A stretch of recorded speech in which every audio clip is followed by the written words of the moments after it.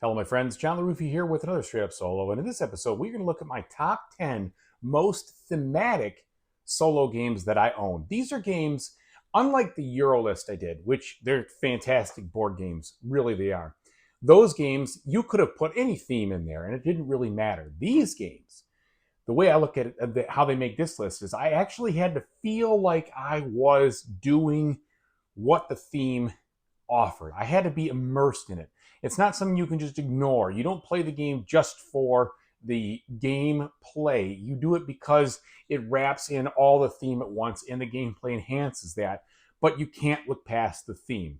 And all the mechanics are very immersed and intertwined with that theme. So that's how it made the list, all right? And so there's a lot of games that I love out there that are in my top 10 lists, but they may not be on this one because these are ones I feel like the theme is just dripping through and through. Okay, so my number 10, first one, High Frontier for All. Okay, this game is a massively complex game. Okay, you can see all those different spaces in the solar system, all those little dots.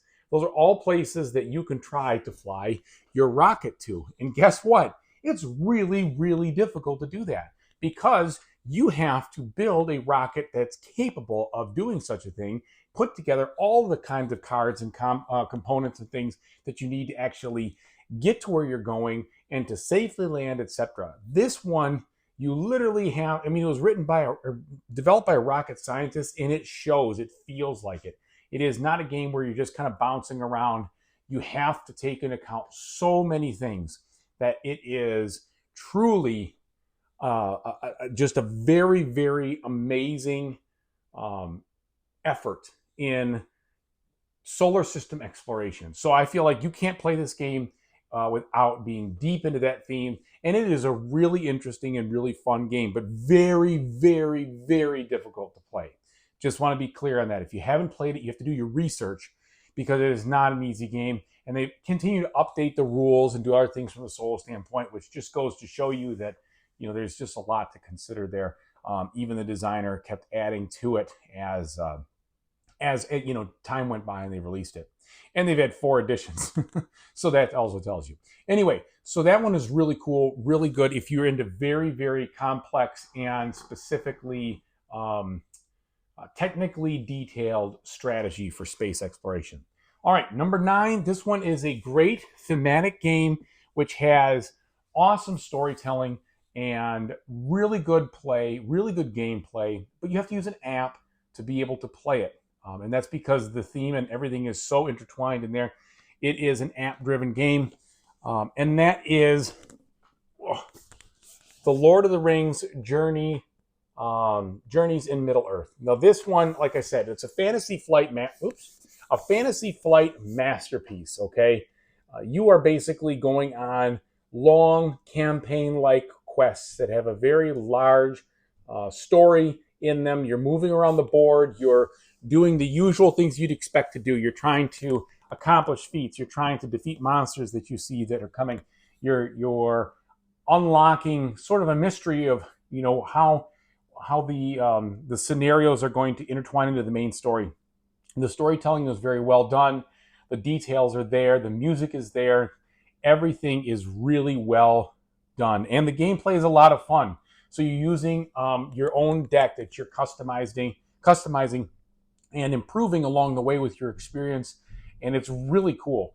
If you don't mind running games through an app, this is a very good one to enjoy and take a look at, especially if you like Lord of the Rings, steeped in that theme. Great characters, very true, I think, to the intent of that universe. So really like that one. Okay, so number 8. Number 8 is a very silly game. It is a wonky game. It's supposed to be a wonky game, but the storytelling is really good. It leans heavily into itself. Okay, it's kind of like, it's just like, I want to say wacky is the best way to look at it. But you can't play it without getting into the whole theme because everything you do is very well integrated. Again, it's a storytelling game. You need to use an app to do it. And it is a crossroads game, and that is Wandering Galaxy. Now, this game has all sorts of stuff that you're trying to do. You're controlling this ship, which has 6 different stations to control, and you're moving around this galactic board here. That's really a book that you go to all sorts of different things. When you're interacting with the story, you have, let's say, 36 pages or so of that book that you could be on, and the choices are not straightforward. The narrative sprawls. You could do all sorts of things that you want. It really does a great job making you feel like a space trader, all right? In a silly way. It is not a, what do I want to say? A dark vision of the future or something that's ultra doom and gloom. It is just like you'd expect kind of from a game like that. It's sort of got a feel of Guardians of the Galaxy, even though that's not what it is, but just, silly characters, but not stupid. Like, it doesn't feel like it's dumb. It's just wonky, I guess I'd put it that way. So really good game if you like fun themes and you want to do some very interesting gameplay. It's not easy. It takes some serious decision making. You have to be very specific in what you're doing. It is not just I'll walk through the story and I'll be okay. Like, your choices matter, and you can run out of time. I'll say that in a way, like, you can't do everything. You've got to be very focused and very specific in order to get your mission and your tasks done. So really cool game. Okay, going to the other side of things. This is a game that is dark. This is a game that is apocalyptic, and it's also, I would say, a very heavy theme. And this one it's more of a Euro. It plays like a Euro, but I find that it also does a really good job. Let me get it out of here. All these games are so big. Does a really good job making you feel like you are immersed in the situation, and that is Frostpunk, the board game. So Frostpunk, the board game, in my opinion, it does a way better job of doing what this War of Mine does. And it is a game where you are trying to survive around this large furnace, so to speak, keeping your people alive from freezing to death, from having problems, from all these other things. And what makes it so thematic is that you have lots of different choices that you have to make that have consequences and feel like they have consequences. You have policies, you have decisions. Are you going to favor this? Are you going to go that way? And when you do those things, they have ramifications. And it just feels good to have a fun Euro-style element of things. It's not just like rote action selection. You're doing resource management. You're building little buildings. You're building other things to improve your camp and all this other stuff. You're managing that furnace. It does a really good job with all that, but yet it puts you in those positions. Like, if I choose choice A, these are the consequences. Some of them are going to be unintended, but are going to be necessary, but they're not going to make me feel good. If I choose choice B, yeah, it flips the whole thing. Yes, okay, so maybe I pander to this special interest of this one, group, but then all these other people have to suffer. And so it really puts you in sometimes just kind of like a lesser of two evil situation, as if you were trying to survive for your life in a very inhospitable landscape. So I think it does a great job with that, honestly. Frostpunk it takes a long time to play. It's very hard. It takes a while to set up, but it is a very immersive experience. I really like it. All right, so that was what was that? 7. So here we go with number 6. Number 6 is a game that is completely thematic, in my opinion. The whole game is the theme. You are using card selection in a very interesting mechanic. A deck building it's definitely a deck building mechanic, but to explore this game and to experience it, and that is the Seventh Citadel.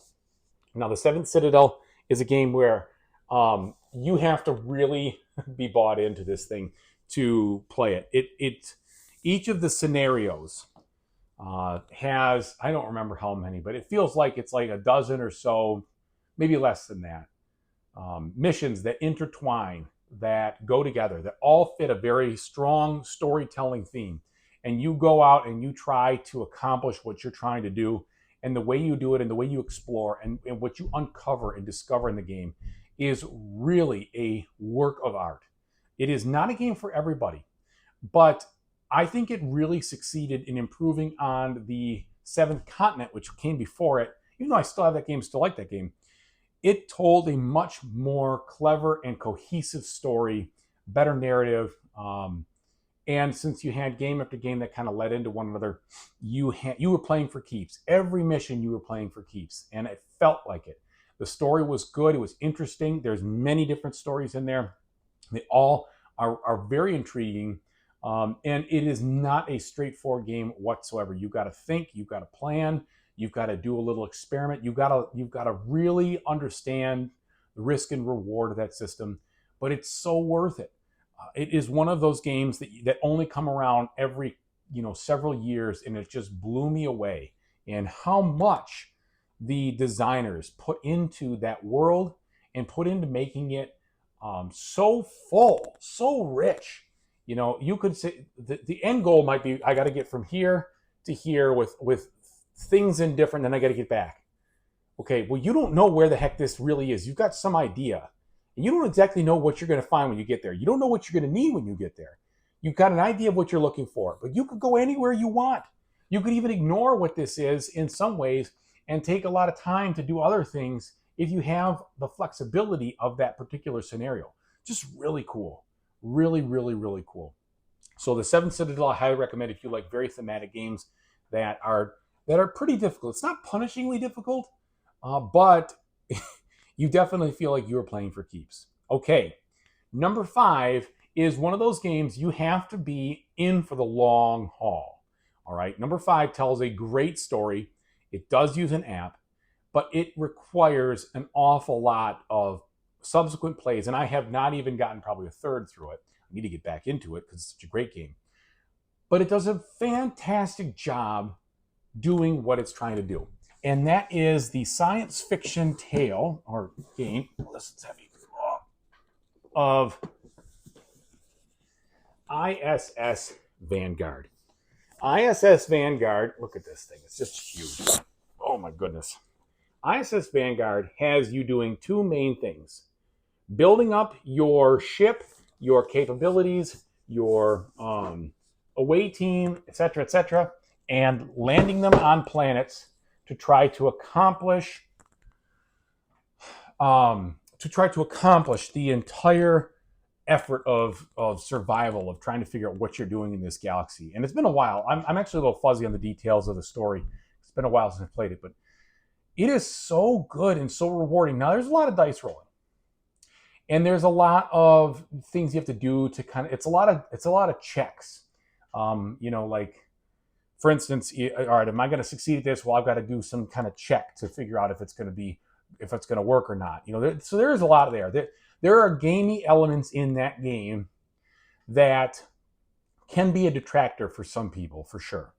And the game loop can get somewhat repetitive in that regard. However, what you're building on and how you're doing it and how you invest in your characters and how they could die or retire or do other things, and you have to build new ones, and the capability of your ships really is done in such a brilliant way. I've never seen it done so well in any other game. It's fantastic. If you like space exploration games, and if you like something that's going to go on for many, many, many, many games till you get to your conclusion, ISS Vanguard is where it's at. It is worth your time for sure. All right. Now, retreating away from some of those big, long story games, my last 4 are more gamer games without some of those things, but I still think the theme is awesome. And number 4 is Endeavor Deep Sea. This game just makes me feel like I am exploring the sea to try to do different things. You are finding different things in the ocean. You are diving, you are exploring, you are researching, you're cataloging, you're going at different depths with your submarine. When you go down there, you scout down there and do sonar, and you don't know what's going to be there, and you flip up and you find some tiles, and it just really makes you feel like you are a deep sea exploration team trying to accomplish a mission. And the gameplay is really fun. It is kind of like an action point allowance. and you are getting more and more people on your team depending on how you are investing in your crew. You're getting more capabilities. You're getting the ability to score points in many different ways. There's just a lot going on there. The game itself, I believe, comes with 10 scenarios. There's plenty to do, and the scenarios are very tough. Like to play solo mode to win is really hard. You really have to be a very good puzzle solver in order to accomplish the objectives. Really, really, really good thematic game. I highly recommend it if you are into any kind of sea adventure, not adventure, like sea exploration. Just think of like a, you know, a realistic, in a sense, way of modern day kind of sea preservation or cataloging or things like that, right? You're not fighting enemies. You're not doing anything against bad guys. You're literally trying to do what an oceanographer would do this day and age. I think that's cool. All right. Number 3, the bronze medal. I love this game. I absolutely do, and I've sung its praises before, and that is Darwin's Journey. Darwin's Journey makes you feel, whoops, I can't, my boxes are never on straight. I'm sorry for all those who get annoyed by that. Is it even the right side up? Nope, I had it right side up the first time. So Darwin's Journey has you moving around on this board, and you are doing a lot of different things, but you are basically traveling to different islands, categorizing and cataloging different species of life, sending them back for research, exploring that kind of thing, using time, using mechanics, moving your ship around. It really does feel like you are in the Galapagos Islands, making choices with a limited amount of time and resources to get as much done as you can. And that's why I think this is a very thematic game. It definitely has a gaming feel, don't get me wrong, but just the stuff that you do is really spot on. And I feel like you couldn't, if you were going to make a game about this type of theme, they did a great job integrating the gameplay with and the mechanics with that actual theme. So hats off, definitely a bronze medal on this one for this top 10. Great, and I love the expansions that have already come out. I can't wait for the new expansions to arrive. I'll definitely be reviewing those when the time comes. All right, silver medal. Now, silver medal is probably the most Euro of games in this list, I think, but they really did a good job trying to integrate that theme in such a way that made it feel like you were searching for extraterrestrial intelligence, and that's SETI. This game did such a good job and does such a good job of making you feel like you are exploring these planets with probes. You are investing in technologies that were well explained and well thought out, very thematic, and that when you were finding these signs of extraterrestrial life, it just felt like the exploration was there. And that's because you didn't know what you were going to find. You know, you kind of flipped something over and you discovered it. It all worked really well. But that game by itself, in general, is just one of the best solo games I've ever played. It's very good, very fun, but it really integrates that feel of space exploration very well. You know, the planets are orbiting in a way that makes sense. The way that you have to explore things, the kind of effort you have to do, it all just works. And that is such a very cool accomplishment, taking that theme and pressing upon it, basically a card play-esque action point kind of thing with resources, etc. But just doing it so well. Very, very, very good game. Highly recommend that. And my gold medal. This game has done a theme better than anything I've ever played, I think, and that is Algae Inc. Algae Inc. is about running a factory that produces products from algae. And it doesn't look like much, so to speak, when I show you the back of this board, okay? But you have this factory over here. You have a place that kind of takes care of where you're going to ship your products to, some stuff about the products, and then your action selection. But this part right here, how you run your factory, absolutely feels like you are managing the production of a factory, turning algae into products. There are 4 different types of algae. There are 4 different completely different feeling factories in that box you can run. You will do research and development. You will do engineering upgrades and improvements to your machinery.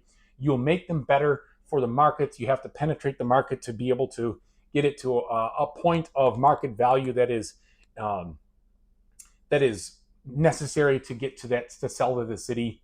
And the way that the conveyors and everything works is just brilliant. It is such a fun solo puzzle. It is definitely worth it. If you like puzzly games, if you play solo a lot, and if you like factory themes, that is the game that does it the best. And I played a lot of games. I was blown away at how much I liked it. So I know the copies are scarce right now. If you can find one and you like those things, I would get one as soon as you can. If not, I know they're looking for another publisher, and they'll probably put it out again in the future, and they're looking to make even more factories for it. But that is clearly my most thematic game because I feel like I am running a factory, and that is sweet. All right, so thank you so much for watching my top 10 list for these thematic games. I really hope some of these are new to you or things that you would like to, you were maybe on the fence about, and now you're willing to look into or try out, or things maybe that I missed. There's a lot of thematic games out there, right? And I'm sure that you guys have some cool ones, and I'd like to hear about those cool ones. So please share those with me in the comments. And thanks again for watching. I really appreciate it, everybody. Whatever you do in the future, I really, truly hope you have a fantastic time doing it. Take it easy, everybody.